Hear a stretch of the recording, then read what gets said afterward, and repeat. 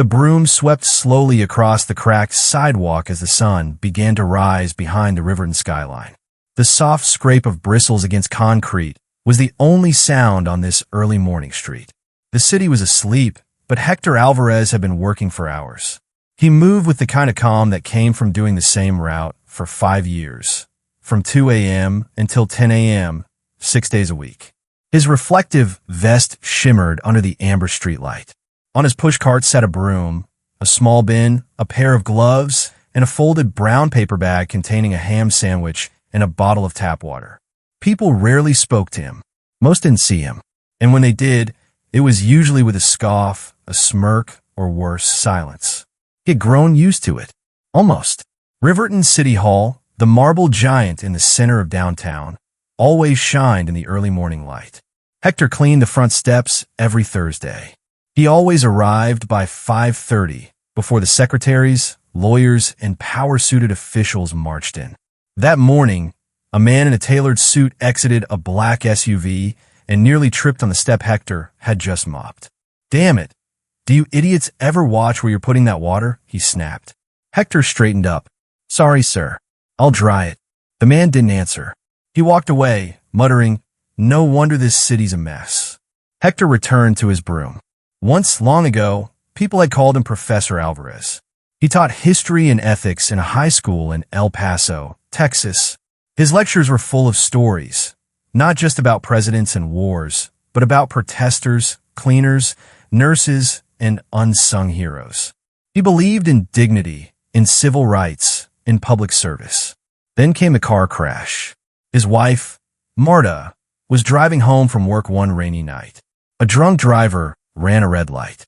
3 weeks later, Hector buried her with their son Luis standing at his side, barely 20 years old. Luis joined the military 6 months later. Hector, crushed and alone, left Texas and moved to Riverton, where nobody knew his name. It started as something temporary, the job with the city sanitation department. But the years passed, the bills grew, and the world forgot who Hector had been. Except Hector didn't forget. Every face that passed him without a glance, every slur muttered under breath, every coffee shop that denied him restroom access while he cleaned their front, he remembered it all. He never raised his voice, never fought back, but he watched, he listened, and deep inside, something grew. That Thursday morning, after wiping the marble dry, Hector stopped for a break behind City Hall. He opened his sandwich and checked his flip phone. A message from Luis, a photo from overseas. Smiling. Helmet on. "Still proud of you, Pops." Hector smiled until he heard it, a loud thump and a voice shouting. He peeked around the corner. A young man in an orange vest, Miguel, the newest hire on the crew, was on the ground, holding his elbow. A tall white officer stood over him, barking, "You don't get that close to the station, got it? This isn't your turf." Miguel stammered, "I was just picking up trash." "Then pick it up faster and get lost."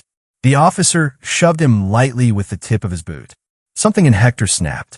He stepped back, reached into his pocket, and pulled out the small flip phone again. He pressed record. Later that day, Miguel was fired. Officially? Violation of protocol. Unofficially? Made the wrong people uncomfortable. No one defended him. No union. No supervisor. No one. Except Hector. That night, Hector sat at his tiny kitchen table, the lights off, only the soft hum of the refrigerator in the background. He stared at the blurry video on his ancient phone. He didn't know how to upload it. He didn't even have Wi-Fi. But he had something better. A neighbor. A teenager named Jalen, who once helped fix his mailbox. Hector walked next door and knocked. "Hey kid," he said, "you know how to post videos?" Jalen stared at the video on Hector's flip phone, eyes narrowing. "Damn, that's Miguel, right?" Hector nodded slowly. They fired him an hour later. Said he was hostile. Jalen scoffed. Hostile? He was picking up a soda can. They sat at the edge of Jalen's porch. The boy was 17, tech-savvy, with dreams of becoming a filmmaker. His laptop sat open on the steps, surrounded by 2 phones, a tripod, and a half-eaten bowl of cereal. "This video's grainy as hell," Jalen said, squinting at the screen, "but it's real." He tapped a few keys, plugged in the phone, and within minutes had the footage cleaned up, cropped, and ready. I'll upload it to TikTok. What do you want the caption to be? Hector thought for a moment. Something simple. Truth doesn't need decoration. Jalen typed. City worker shoved for doing his job. Fired hours later. Where's the justice? Hashtag sweeping truth. Hashtag justice for Miguel. Hashtag Riverton exposed. He clicked post. Within 24 hours, the video hit 200,000 views. By morning, it passed 1 million. People flooded the comments. This is America's hidden violence. The way they treat working-class brown men is disgusting. More people need to film this stuff. Where do we report this? Hector didn't respond to any of it, but he read every word. By day 3, a reporter from a local independent outlet messaged Jalen. Who filmed this? She asked. Jalen looked at Hector. The old man hesitated. Tell her it was me, but don't use my name. Hector went back to work like nothing happened. City Hall didn't speak a word of it. No apology. No comment. But the tension had shifted. Guards stopped staring. Supervisors spoke more cautiously. And more importantly, other workers started talking to Hector. In whispers. In corners. One handed him a USB drive. Another told him about missing overtime pay. If you ever want to show them the truth, a janitor named Carlos said, you're not alone. Hector tucked every story deep in his mind. He wasn't a teacher anymore, but the city had become his new classroom. Jalen came over every evening. They built a rhythm. Hector filmed, quick, quiet, always out of sight. Jalen edited, cutting clips, adding subtitles, tracking engagement. And they posted under one name. At Sweeping Truth. It started with labor violations. Then came racist signage in wealthier districts. And later, footage of a sanitation manager openly mocking Spanish-speaking staff. These people don't even speak English. The manager laughed on camera. No wonder their neighborhoods are filthy. That video hit 3 million views. The city launched an internal investigation, but only into who was leaking the videos. They made it clear. Whoever at Sweeping Truth was, they would be found. And fired. Hector's supervisor pulled him aside one night. You know anything about this account? Alvarez? Hector shrugged. I don't use the internet much. The supervisor grunted. Good. Just keep your head down. Don't make trouble. Hector smiled faintly. That's the problem with trouble. Sometimes it sweeps you off your feet. By week 5, people started recognizing him. A woman handed him a coffee outside the library. My brother's a custodian. You made him feel proud for the first time in years. A teenage girl stopped him at a crosswalk. You're the sweeping guy, right? You're a hero. Hector didn't say anything. But that night, he stood on his porch and wept. For Miguel. For Marta. For the years, he stayed invisible. No more silence, he whispered. The city of Riverton had always presented itself as a clean, modern community. But Hector knew what was swept beneath that clean surface. And now, so did half the internet. It wasn't just trash anymore. It was stories. Every day, another worker came to Hector. A single mother in parking enforcement whose hours were cut after reporting harassment. A Latino maintenance worker denied promotion for 8 years despite glowing reviews. A black security guard forced to cover dangerous shifts alone because his supervisor trusted the other guy more. Hector didn't ask for their stories. They came to him. You're the only one listening, one woman said, clutching a photo of her injured brother. They only care when the lights are on. But you sweep the dark. Jalen's room became their editing studio. His bedroom walls were covered in sticky notes. Dates, names, times, violations. They created a visual timeline of systemic abuse. Who got punished, who didn't, who benefited, and who stayed silent. They weren't just exposing corruption anymore. They were building a case. Hector's favorite video was one he didn't film. A young cleaner at City Hall set her phone near the staff elevator and caught a building supervisor referring to the night crew as Los Muertos Vivos, the Walking Dead. They do the job no one wants, he laughed. And they still expect respect? Just give him pizza and a thank you card once a year. That clip became the banner video of its Sweeping Truth. It got 5.7 million views. Comments flooded in from teachers, nurses, janitors, delivery drivers, people who'd been ignored for decades. I'm a nurse. We've been called heroes and treated like garbage. This isn't just Riverton. It's everywhere. Please don't stop posting.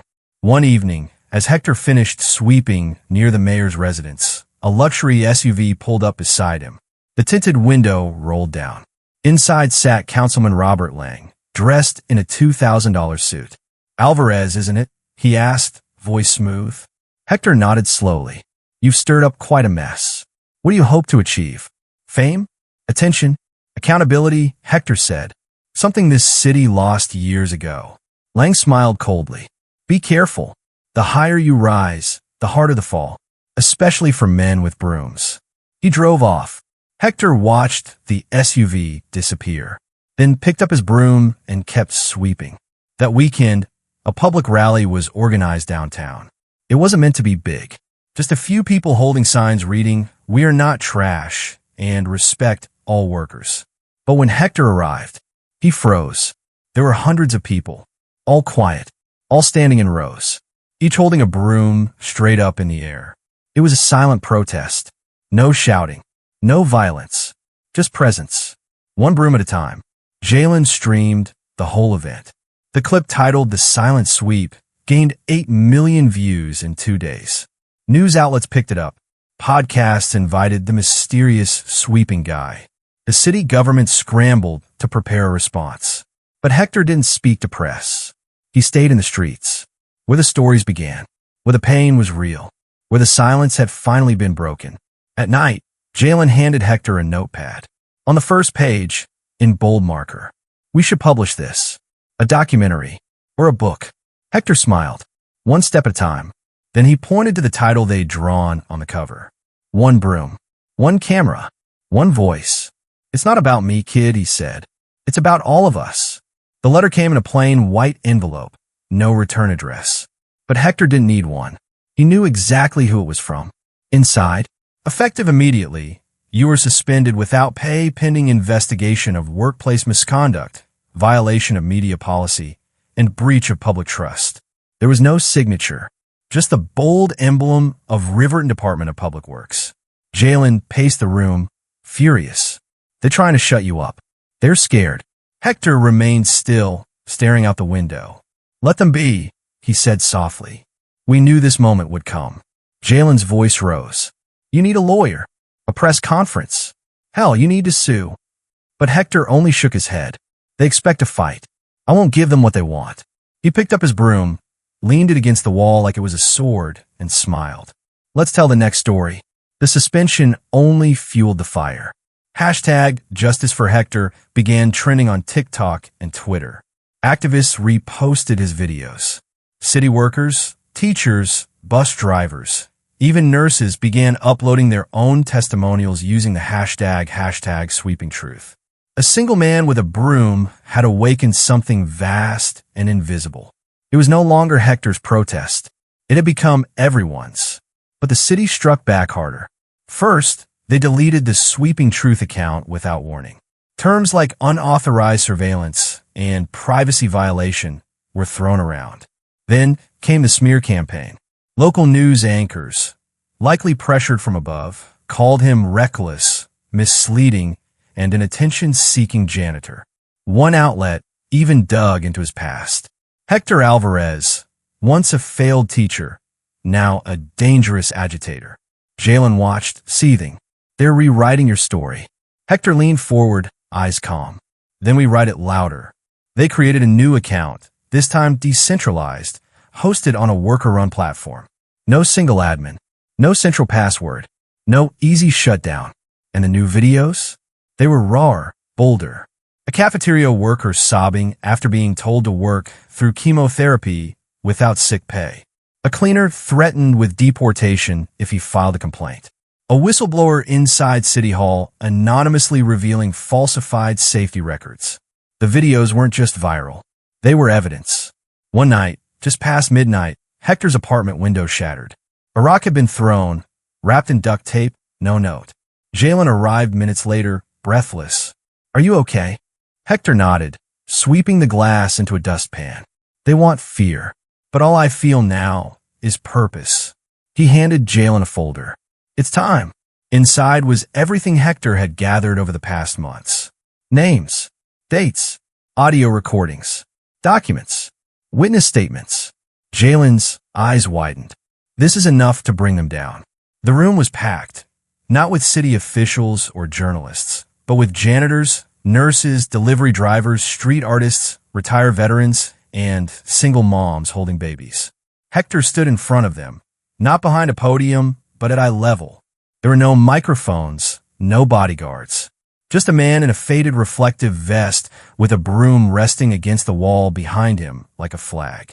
Jalen was live streaming the whole thing. Over 250,000 viewers were watching online. I'm not here to make enemies, Hector began, but I won't stay silent for their comfort. The crowd didn't cheer. They nodded because they felt it too. They call us disposable, invisible, replaceable. But this city runs on our backs. He opened the folder. These are names, dates, and facts from the mouths of real workers. If speaking the truth is a violation, then let me be guilty. Applause broke out. Someone in the back shouted, "You're not alone, Hector." The footage went viral again. National outlets picked up the story. Podcasters debated whether Hector was a hero or a threat to order. One conservative commentator mockingly called him the Martin Luther King of street trash. But people kept marching. They carried brooms instead of signs. They cleaned streets as they walked. And everywhere they went, they chanted, "We sweep, we see, we speak." The mayor held a press conference 3 days later. "We respect our public workers," she said stiffly. "But the city cannot condone misinformation campaigns or unauthorized recordings." That same day, a sanitation truck mysteriously broke down and spilled garbage all over the steps of City Hall. 2 men stepped out of the cab, dropped their gloves on the marble, and walked away without a word. Behind the scenes, legal pressure mounted. Hector received a cease and desist letter from a law firm representing Riverton's municipal department. Jalen read out loud, "You are hereby instructed to terminate all public communication regarding internal city operations under penalty of lawsuit, defamation, and trespassing." Hector folded the letter calmly.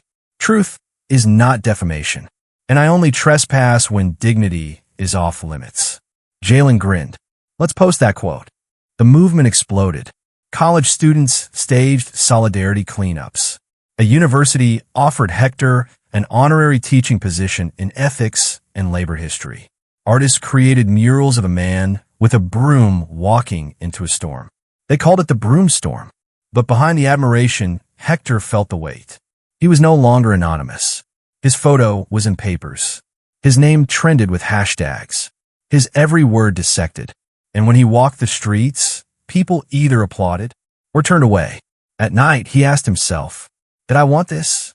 Then he remembered Miguel, and the bruised janitor who showed him his scars, and the quiet woman who whispered, "Because of you, I asked for a raise." And he answered himself, "I didn't want it, but maybe I was born for it."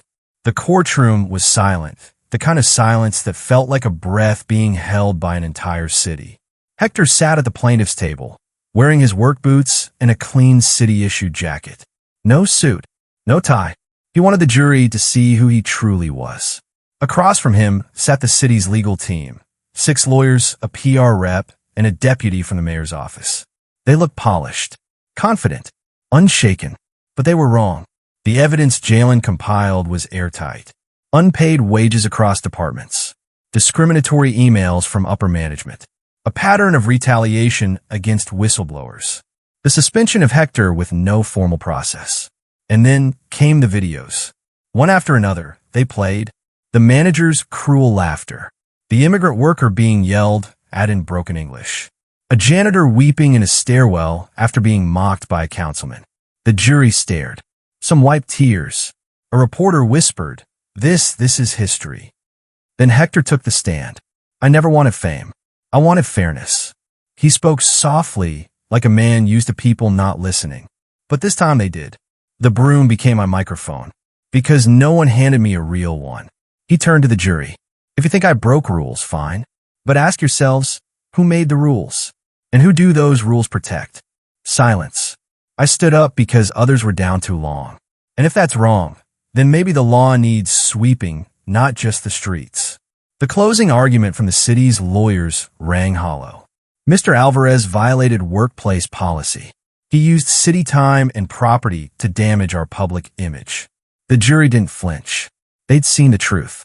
The verdict came quickly. In favor of Hector Alvarez. Damages awarded $1.2 million. Mandatory reforms issued to the city's labor policy. Whistleblower protections enforced by state oversight. When the judge struck the gavel, the room didn't erupt. There was no screaming, no chaos, just a wave of breath. Relief. Vindication. Outside the courthouse, a sea of people waited. Hector stepped into the sunlight. Hundreds of brooms were raised into the air. Silent, steady, defiant. And for the first time in public, Hector smiled wide and lifted his own broom high. A roar erupted. The sound of thousands saying, "We see you. We thank you. We're with you." Months passed. Hector declined interviews from major networks. He didn't buy a fancy car or leave town. He still walked the streets, sometimes sweeping, sometimes just watching. People greeted him with nods, not selfies. Because he wasn't a celebrity. He was something rarer. A citizen who reminded the city of its conscience. Jalen's documentary, The Street Sweepers Protest, won a National Journalism Award. In his acceptance speech, Jalen said, "I thought I was helping Hector tell his story. But really, he helped me find mine." And somewhere, in a forgotten alley of Riverton, beneath a street lamp, someone whispered. They tried to bury him, but he swept until the truth was uncovered.